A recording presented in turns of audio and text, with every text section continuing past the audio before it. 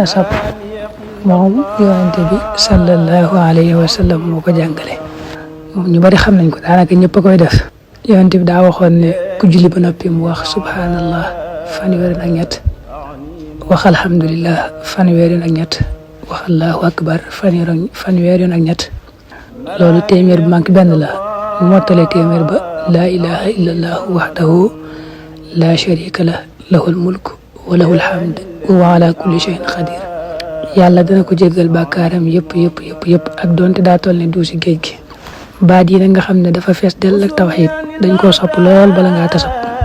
moom nag ci sam xel da nga koy waxee, waaye boo koy wax saw làmmiñ du yëngatu.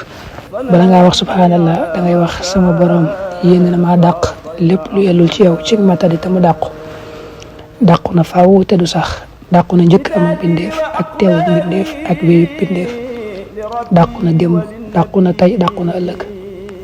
nga daal di wax saw làmmiñ subhanallah bu mat fanweeri yoon ak ñett. bu matee fanweer ak ñett bala ngaa wax alhamdulillah nga wax lii sama borom yéen na maa saxal lépp lu yàlla ci yow ci mat te mu sax na faaw te du dàqu, sax na njëkk am bindeef ak teewu bindeef ak wéyu bindeef, sax na démb, sax na tey, sax na ëllëg. nga daal di wax alhamdulillah fanweer ak ñett te nga yëngal nag saw làmmiñ booy wax alhamdulillah.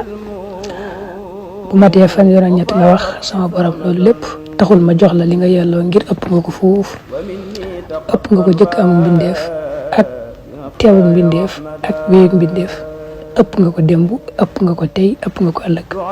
nga daal di wax allahu akbar ba mat fanweer ak ñett. loolu kon muy juróom-ñeent fukk ak juróom-ñeent téeméer bu manqué benn. nga wax ne yow sama borom li nga yelloo ci lu xelum mbindeef mën a xam aw làmmiñ mën ko tudd mooy laa ilaha illallah wahdahu la sharika lah lahul mulk wa lahul hamd wa huwa ala kulli shay'in qadir moom benn yoon. nga jàpp bu baax nag ne baati wolof yëpp moom ci sam xel rek nga koy waxee. bu dee nag subhanallah alhamdulillah allahu akbar ak laa ilaha illallah bi mottali téeméer bi boo koy wax saw làmmiñ day yëngatu.